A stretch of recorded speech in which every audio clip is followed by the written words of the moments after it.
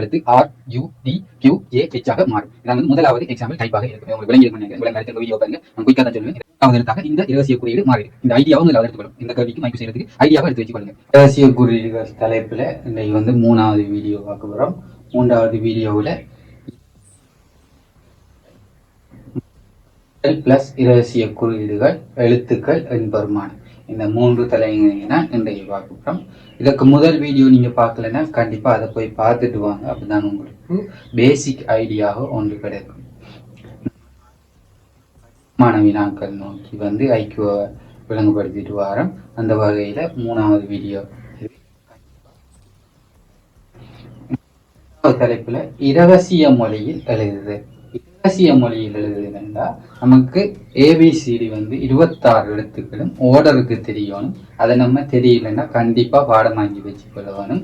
இரகசிய குறியீடுகள் தொடர்பான வினாக்களுக்கு கண்டிப்பா யூஸ்ஃபுல்லாக இருக்கும். அதை நான் ஆர்டர் பண்ணி வச்சிருக்கேன். 13 எழுத்துக்களாக ஏபிசிடி இருந்து எம் மட்டும் தொங்கல்ல இருந்து எண்ணில் இருந்து செட் மட்டும் எழுதி வச்சிருக்கேன். நீங்க இதையும் எழுதி பிராக்டிஸ் பண்ணணும்னு தெரியாதா.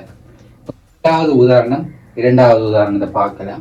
இது ரெண்டுமே ஒவ்வொரு டிஃப்ரெண்ட் டைப். இந்த 2 டைப் இன்னும் நிறைய டைப் இருக்கு. உங்களுக்கு விளங்குறதுக்காக ஈஸியாக இந்த 2 டைப்பையும் போட்டிருக்கேன். முதலாவது உதாரணத்தை பார்க்கலாம். ஆப்பிள் என்ற எழுத்து DSSOH ஆக மாறி இருக்கிறது. ஆரஞ்சு என்ற எழுத்து எப்படி மாறும்னு தான் பார்க்க போறோம். இது சிம்பிளான ஐடியா தான். இந்த A வந்து D ஆகுது.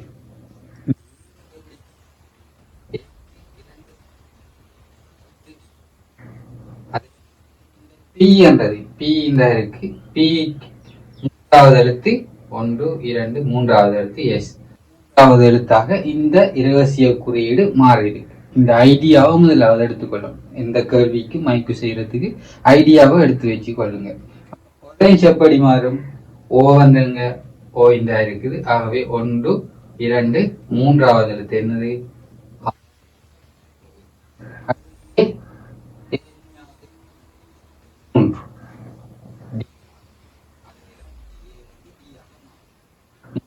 அங்க விட ஆப்ஷன்ல தரக்குள்ள ஏ பார்த்து நீங்க இலவாக ஐடென்டி பண்ணுங்க.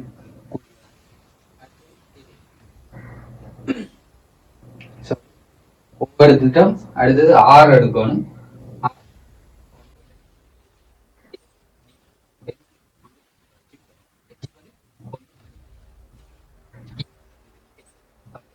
எழுத்து R U T Q A H ஆக மாறும். இதான் வந்து முதலாவது எக்ஸாம்பிள் டைப்பாக இருக்கும். இது உங்களுக்கு விளங்கி இருக்கும்னு நினைக்கிறேன். விலங்குகளை திரும்ப வீடியோ பாருங்க. நான் குயிக்காக தான் சொல்லுவேன். இதை ஆறுதலாக விளங்குபடுத்தி போனா டைம் எடுக்கும். அதனால குயிக்காக சொல்லி போறேன். விலங்குகளை திரும்ப வீடியோவை பாருங்க. அடுத்தது இந்த 2வது எக்ஸாம்பிள பார்க்கலாம். இந்த சயின்ஸ் என்ற எழுத்து SECCINE ஆக மாறி இருக்குது.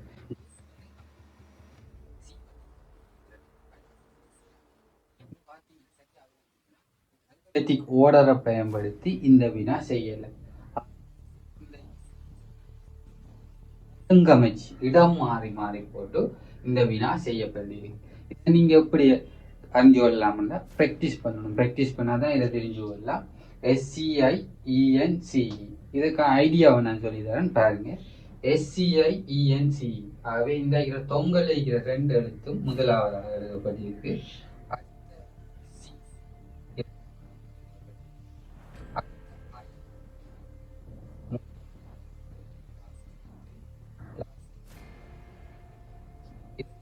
அவதானிக்கணும். இதே மாதிரி நிறைய வகையில வரும். இது ஒரு டைப்.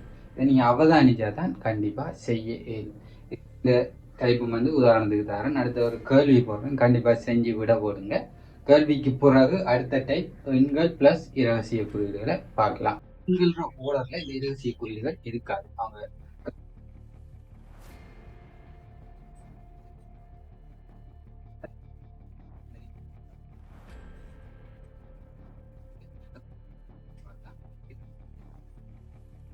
இலக்கம் வந்து டபுளாக வந்து இங்கேயும் செக் பண்ணுவோம். ஏதாவது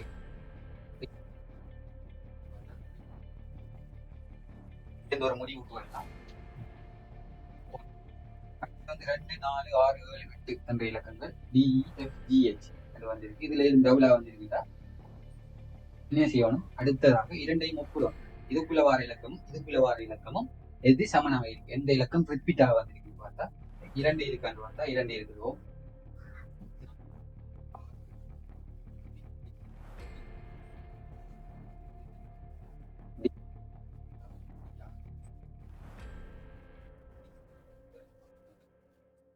என்னுடைய என்னது டிக்கு வந்து இரண்டு. இதுதான் இலகுவாக அடையாளம் காட்டுறது. உங்களுக்கு பேசிக்காக ஒரு ஐடியா எடுக்கிறது. இந்த உதாரணம் இதை குறிச்சு வச்சு கொடுங்க. லாஸ்ட்ல கொஸ்டின் தான் அதை செஞ்சு கண்டிப்பா கீழே கமெண்ட்ல விடைய போடுங்க. யாரு எல்லா கேள்வியும் சரியா செய்யணும்.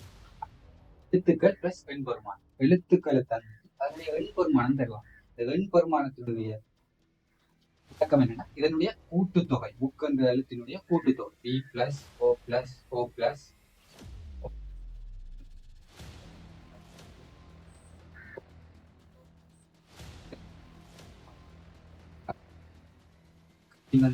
ஓகே வந்து எடுக்கும்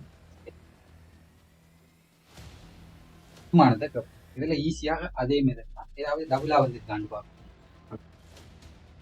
வந்தாலும் கூட்டுத்தொகை தந்த வடிவா நம்ம விடைக்கு வர இயலாது. ஆகவே இந்த டபுள் எழுத்து இதுக்குள்ள வார எழுத்து இந்த பி எங்கேயாவது தனிச்சு கூட்டுத்தொகை தந்திருக்கான்னு பார்க்கணும். உதாரணத்துக்கு பிஓ வந்து வந்திருக்கா, அல்ல டபுள் ஓ வந்து வந்திருக்கா, இல்ல ஓ கே என்று தந்திருக்கா.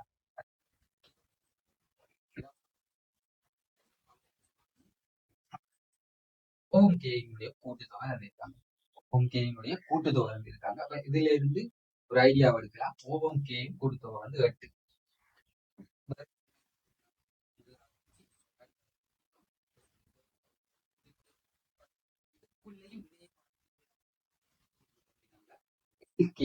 எல்லும் கேயினுடைய கூட்டுத்தொகை தந்திருக்காங்களோ 12. இதை வச்சு முழுவதுக்குமான விடை எடுக்கலாம். அப்படி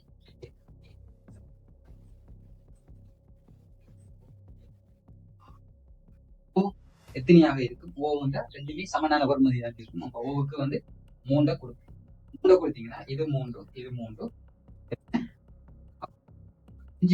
ஓம் கேயும் இருக்கு. அப்ப கே வடிவ கண்டுபிடிக்கலாம். ஓவுக்கு 3 கேக்கு வந்து 5. கே கண்டுபிடிச்சா எல்லா வடிவ கண்டுபிடிக்கலாம்.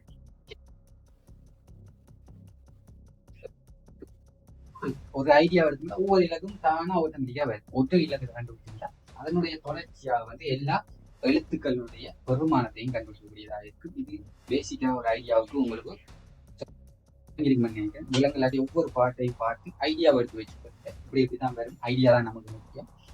ஒரு கேள்வி கொஸ்டின் போடுறேன், அதை செஞ்சு கமெண்ட்ல போடுங்க.